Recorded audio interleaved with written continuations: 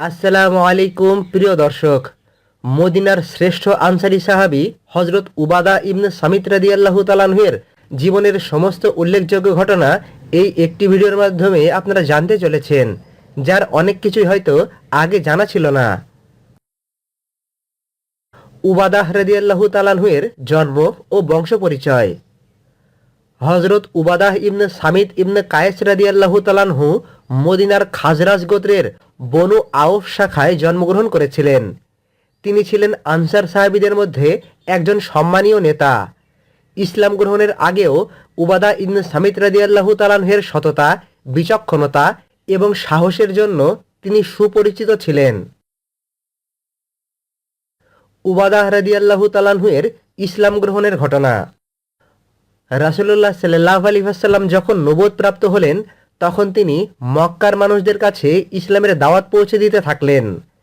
আর মক্কায় নবীজির দাওয়াতের খবর যখন মদিনাতে পৌঁছালো, তখন উবাদাহ ইবনে সামিত রাদিয়াল্লাহু তাআলা আনহু ইসলাম গ্রহণ সম্পর্কে আগ্রহী হলেন। এরপর দ্বিতীয় আকাবার বায়াতে তিনি অংশগ্রহণ করেছিলেন এবং রাসূলুল্লাহ সাল্লাল্লাহু আলাইহি ওয়াসাল্লামের হাতে ইসলাম গ্রহণ করেছিলেন। সেদিন তিনি প্রতিজ্ঞা করেছিলেন যে তিনি যেইভাবে নিজের পরিবার পরিজনকে রক্ষা করেন, ঠিক সেভাবেই রাসূলুল্লাহ সাল্লাল্লাহু আলাইহি ওয়াসাল্লামকে রক্ষা করবেন। 12 জন আনসার সাহাবীর ঘটনা। দ্বিতীয় আকাবার বায়াতের পর রাসূলুল্লাহ সাল্লাল্লাহু আলাইহি ওয়াসাল্লাম আনসার সাহাবীদের মধ্যে থেকে 12 জন নকিব বা প্রতিনিধি নির্বাচন করেছিলেন। হযরত উবাদাহ ইবনে সামিত রাদিয়াল্লাহু তাআলা আনহু ছিলেন সেই 12 জন আনসার সাহাবীদের মধ্যে অন্যতম। তাদের দায়িত্ব ছিল মদিনার নতুন মুসলমানদের দ্বীনি শিক্ষা দেওয়া, ইসলামের দাওয়াত পৌঁছে দেওয়া এবং মুসলিম সমাজকে সংগঠিত করা। নবীজির নির্বাচন করা 12 জন আনসার সাহাবীদের মধ্যে ওনার উপস্থিত থাকাটা ওনার জ্ঞান, নেতৃত্ব এবং বিশ্বস্ততার বড় প্রমাণ বহন করে। মদিনায় ইসলামী সমাজ গঠনের ঘটনা। রাসূলুল্লাহ সাল্লাল্লাহু আলাইহি ওয়াসাল্লাম যখন মক্কা থেকে মদিনাতে হিজরত করলেন, তখন আনসার সাহাবীরা ওনাকে বহু কাজে সহযোগিতা করতেন। হিজরতের পর রাসূলুল্লাহ সাল্লাল্লাহু আলাইহি ওয়াসাল্লামের ঘনিষ্ঠ সাহাবীদের মধ্যে উবাদা ইবনে সামিত রাদিয়াল্লাহু তাআলা আনহু অন্তর্ভুক্ত ছিলেন। মসজিদে নববী নির্মাণ, মুসলিম সমাজ গঠন এবং নতুন মুসলমানদের শিক্ষা দেওয়ার কাজে তিনি গুরুত্বপূর্ণ ভূমিকা পালন করেছিলেন। বদরের যুদ্ধে অংশগ্রহণের ঘটনা। এরপর দ্বিতীয় হিজরিতে মুসলমান এবং মুশরিক বাহিনীর মধ্যে ঐতিহাসিক বদরের যুদ্ধ সংঘটিত হয়েছিল। বদরের যুদ্ধে মুসলিম বাহিনীতে যোদ্ধা সংখ্যা ছিল মাত্র 313 জন, আর অন্যদিকে মুশরিক বাহিনীতে যোদ্ধা সংখ্যা ছিল প্রায় 1000।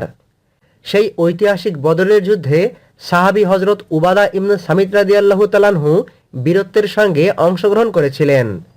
মহান আল্লাহ তাআলা ঐতিহাসিক বদরের যুদ্ধে মুসলমানদেরকে বিজয় দান করেছিলেন এবং উবাদা ইবনে সামিত রাদিয়াল্লাহু তাআলা আনহু বদরী সাহাবীদের সম্মানপ্রাপ্ত হয়েছিলেন।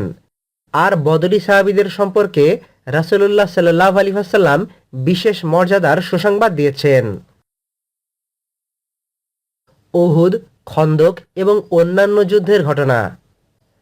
হযরত উবাদা ইবনে সামিত রাদিয়াল্লাহু তাআলা আনহু বদরের যুদ্ধের পর উহুদ, খন্দক, বানু কুরাইজা, খাইবার, হুনায়ন, তাবুক এবং মক্কা বিজয় সহ রাসূলুল্লাহ সাল্লাল্লাহু আলাইহি ওয়াসাল্লামের প্রায় সমস্ত গুরুত্বপূর্ণ যুদ্ধে অংশগ্রহণ করেছিলেন। প্রতিটি অভিযানে তিনি সাহস, আনুগত্য এবং ঈমানের উজ্জ্বল দৃষ্টান্ত স্থাপন করতেন। প্রতিটি যুদ্ধে তিনি অনেক বীরত্বের সাথে যুদ্ধ করতেন। ইসলামী সমাজ প্রতিষ্ঠায় তিনি অনন্য ভূমিকা পালন করেছিলেন। কোরআনের শিক্ষক হওয়ার ঘটনা। হযরত উবাদা রাদিয়াল্লাহু তাআলা আনহু ছিলেন কোরআনের একজন প্রসিদ্ধ শিক্ষক। তিনি শুধু কোরআন তেলাওয়াতই করতেন না, বরং কোরআনের অর্থ এবং বিধানও মানুষকে শিক্ষা দিতেন। রাসূলুল্লাহ সাল্লাল্লাহু আলাইহি ওয়াসাল্লাম তার উপর কোরআন শিক্ষা দেওয়ার দায়িত্ব অর্পণ করেছিলেন। তিনি আহলুস সুফার অনেক সাহাবীকে কোরআন শিক্ষা দিয়েছিলেন এবং ইসলামী জ্ঞান প্রচারে গুরুত্বপূর্ণ ভূমিকা পালন করেছিলেন। ইলম এবং ফিকহে বিশেষ মর্যাদা। হযরত উবাদা ইবনে সামিত রাদিয়াল্লাহু তাআলা আনহু ছিলেন সাহাবীদের মধ্যে অন্যতম একজন ফকিহ। ফরজ, হালাল হারাম, বিচার এবং ইসলামী বিধান সম্পর্কে তার জ্ঞান ছিল অত্যন্ত গভীর। পরবর্তীতে শাম অঞ্চলের বহু তাবেঈ উবাদা ইবনে সামিত রাদিয়াল্লাহু তাআলা আনহুর কাছ থেকে হাদিস এবং ফিকহ শিক্ষা গ্রহণ করেছিলেন। রাসূলুল্লাহ সাল্লাল্লাহু আলাইহি ওয়াসাল্লাম তার জ্ঞান, আমানতদারিতা এবং তাকওয়ার কারণে তাকে গুরুত্বপূর্ণ দায়িত্ব অর্পণ করেছিলেন। নবীজির ঘনিষ্ঠ সাহাবী হওয়ার ঘটনা। হযরত উবাদা রাদিয়াল্লাহু তাআলা আনহু প্রায় রাসূলুল্লাহ সাল্লাল্লাহু আলাইহি ওয়াসাল্লামের মজলিসে উপস্থিত থাকতেন। তিনি নবী করিম সাল্লাল্লাহু আলাইহি ওয়াসাল্লামের কাছ থেকে কোরআন, হাদিস এবং ইসলামের বিধান সরাসরি শিক্ষালাভ করেছিলেন এবং পরবর্তীতে সেগুলোকে মানুষের মধ্যে প্রচার করেছিলেন। উবাদা ইবনে সামিত রাদিয়াল্লাহু তাআলা আনহু প্রায় 180টিরও বেশি হাদিস বর্ণনা করেছেন, যা সহিহ হাদিসের বিভিন্ন গ্রন্থে সংরক্ষিত রয়েছে। জাকাত সংগ্রহের দায়িত্ব। রাসূলুল্লাহ সাল্লাল্লাহু আলাইহি ওয়াসাল্লাম উবাদা রাদিয়াল্লাহু তাআলা আনহুকে বিভিন্ন গোত্রে জাকাত সংগ্রহ এবং ইসলামের শিক্ষা দেওয়ার দায়িত্ব অর্পণ করেছিলেন। আর উবাদা রাদিয়াল্লাহু তাআলা আনহু মানুষের কাছ থেকে জাকাত সংগ্রহের দায়িত্ব যথাযথভাবে পালন করতেন। এটা প্রমাণ করে যে তিনি ছিলেন অত্যন্ত বিশ্বস্ত এবং ন্যায়পরায়ণ সাহাবী। হযরত উবাদা রাদিয়াল্লাহু তাআলা আনহু শুধু একজন বীর মুজাহিদই ছিলেন না, সাথে সাথে তিনি ছিলেন কোরআনের শিক্ষক, হাদিসের বর্ণনাকারী, ফকিহ, ন্যায়পরায়ণ বিচারক এবং একজন আমানতদার সাহাবী। আবু বকর রাদিয়াল্লাহু তাআলা আনহুর যুগের ঘটনা। রাসূলুল্লাহ সাল্লাল্লাহু আলাইহি ওয়াসাল্লামের ইন্তেকালের পর ইসলামের প্রথম খলিফা হিসাবে খিলাফতের দায়িত্ব পেয়েছিলেন হযরত আবু বকর রাদিয়াল্লাহু তাআলা আনহু। তখন উবাদা ইবনে সামিত রাদিয়াল্লাহু তাআলা আনহু খলিফা আবু বকর রাদিয়াল্লাহু তাআলা আনহুর হাতে বাইয়াত গ্রহণ করেছিলেন এবং ওনার খেলাফতের প্রতি পূর্ণ আনুগত্য প্রকাশ করেছিলেন। আবু বকর রাদিয়াল্লাহু তাআলা আনহুর আমলে রিদ্দাহ যুদ্ধ সহ ইসলামী রাষ্ট্রের স্থিতিশীলতা রক্ষায় তিনি গুরুত্বপূর্ণ ভূমিকা পালন করেছিলেন। ওমর রাদিয়াল্লাহু তাআলা আনহুর যুগের ঘটনা। হযরত আবু বকর রাদিয়াল্লাহু তাআলা আনহুর ইন্তেকালের পর ইসলামের দ্বিতীয় খলিফা হিসাবে খিলাফতের দায়িত্ব পেয়েছিলেন হযরত ওমর রাদিয়াল্লাহু তাআলা আনহু। হযরত ওমর রাদিয়াল্লাহু তাআলা আনহু উবাদা রাদিয়াল্লাহু তাআলা আনহুকে শাম অর্থাৎ সিরিয়া ফিলিস্তিন অঞ্চলে পাঠিয়েছিলেন। সেখানে তিনি কোরআন শিক্ষা, ফিকহ শিক্ষা এবং বিচার কার্য পরিচালনার দায়িত্ব পালন করেছিলেন। শামের মানুষরা উবাদা ইবনে সামিত রাদিয়াল্লাহু তাআলা আনহুর জ্ঞান এবং ন্যায় বিচারে অত্যন্ত মুগ্ধ ছিল। বায়তুল মুকাদ্দাস বিজয়ের ঘটনা।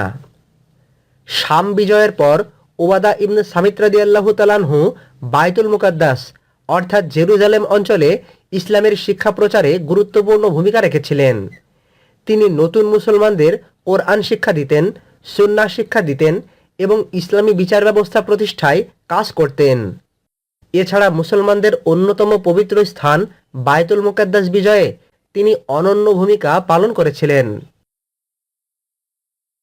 সত্যের ব্যাপারে আপোষহীনতার ঘটনা। হযরত উবাদা রাদিয়াল্লাহু তাআলা আনহু কখনো অন্যায়ের সঙ্গে আপোষ করতেন না। একবার শামের শাসক মুয়াবিয়া রাদিয়াল্লাহু তাআলা আনহুর সঙ্গে একটি শরীয়তের বিষয় নিয়ে তার মতপার্থক্য হয়েছিল।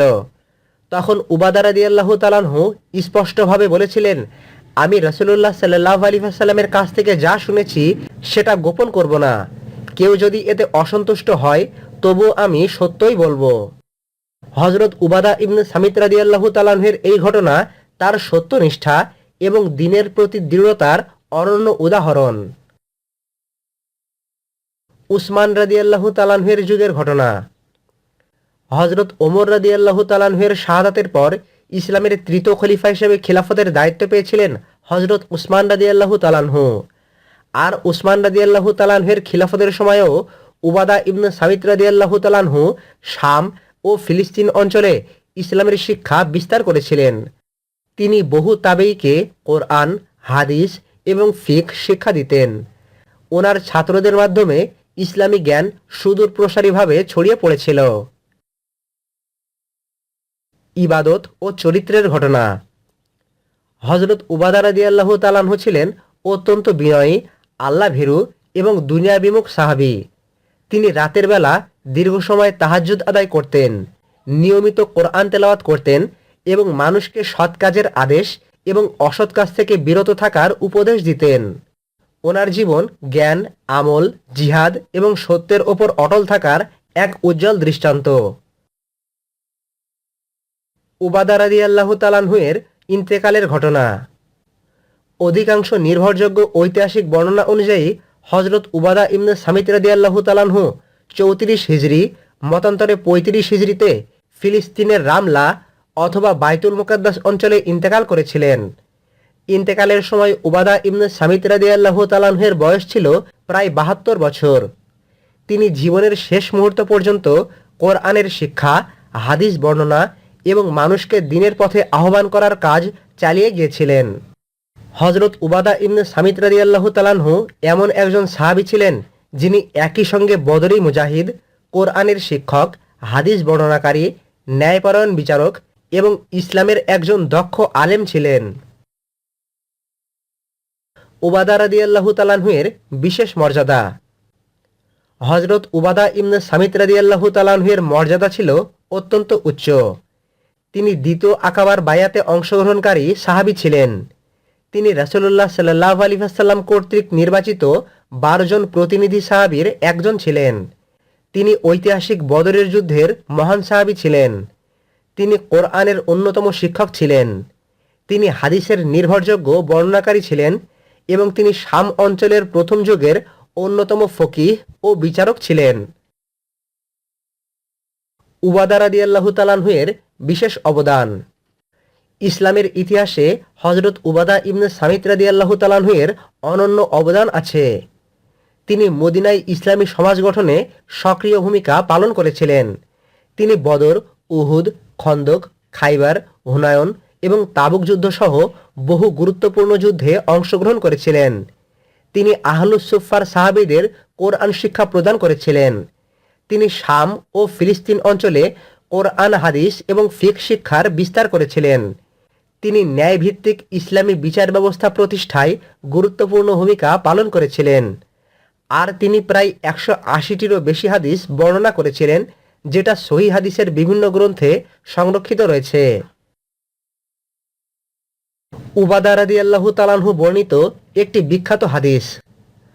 হযরত উবাদা ইবনে সামিত রাদিয়াল্লাহু তাআলা আনহু থেকে বর্ণিত, রাসূলুল্লাহ সাল্লাল্লাহু আলাইহি ওয়াসাল্লাম বলেছেন, যে ব্যক্তি সাক্ষ্য দেয় যে আল্লাহ ছাড়া কোনো সত্য উপাস্য নেই, তিনি একক, তার কোনো শরিক নেই, এবং মুহাম্মদ সাল্লাল্লাহু আলাইহি ওয়াসাল্লাম আল্লাহর বান্দা এবং রাসূল, হযরত ঈসা আলাইহিস সালাম আল্লাহর বান্দা, তার প্রেরিত রাসূল এবং তার পক্ষ থেকে মারিয়ামের প্রতি নিক্ষিপ্ত বাণী এবং তার পক্ষ থেকে একটি রূহ, জান্নাত সত্য এবং জাহান্নাম সত্য, আল্লাহ তাকে জান্নাতে প্রবেশ করাবেন, তার আমল যেমনই হোক।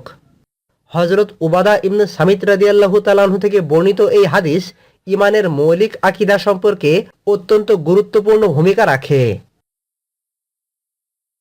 উবাদা রাদিয়াল্লাহু তাআলা আনহু এর জীবনের শ্রেষ্ঠ শিক্ষা। হযরত উবাদা রাদিয়াল্লাহু তাআলা আনহু ইসলামের জন্য শুধু যুদ্ধ করাই নয়, সাথে সাথে কোরআন শিক্ষা দেওয়া, ন্যায় বিচার প্রতিষ্ঠা করা, নির্ভয়ে সত্য কথা বলা এবং মানুষকে দ্বীনের সঠিক জ্ঞান পৌঁছে দেওয়ার মহান ইবাদতে লিপ্ত ছিলেন। হযরত উবাদা রাদিয়াল্লাহু তাআলা আনহু এর জীবনী আমাদের শেখায়, সত্য কথা বলার ক্ষেত্রে কখনো আপোষ করা যাবে না। কোরআন শিক্ষা দেওয়া হচ্ছে সর্বোত্তম ইবাদতগুলোর একটি। জ্ঞান অর্জনের পাশাপাশি সেটা মানুষের কাছে পৌঁছে দেওয়াই হচ্ছে বিশেষ দায়িত্ব। নেতৃত্ব মানে শুধুমাত্র ক্ষমতাই নয়, বরং আমানত এবং দায়িত্ব। আর একজন মুমিনের জীবন জিহাদ, এলেম ও ইবাদতের সমন্বয়ে গড়ে ওঠে। হযরত উবাদা ইবনে সামিত রাদিয়াল্লাহু তাআলা আনহু ইসলামের ইতিহাসে একজন মহান আলেম, মুজাহিদ এবং আদর্শ শিক্ষক হিসাবে চিরস্মরণীয় হয়ে আছেন। আল্লাহ তাআলা আমাদের সকলকে উবাদা রাদিয়াল্লাহু তাআলা আনহু এর জীবনী থেকে শিক্ষা নেওয়ার তৌফিক দান করুন। আমিন। কোরআন সুন্নাহের রেফারেন্স সহ প্রতিনিয়ত ইসলামিক ভিডিও পেতে আমাদের চ্যানেলের সঙ্গে সংযুক্ত থাকুন। আসসালামু আলাইকুম ওয়া রাহমাতুল্লাহি ওয়া বারাকাতুহু।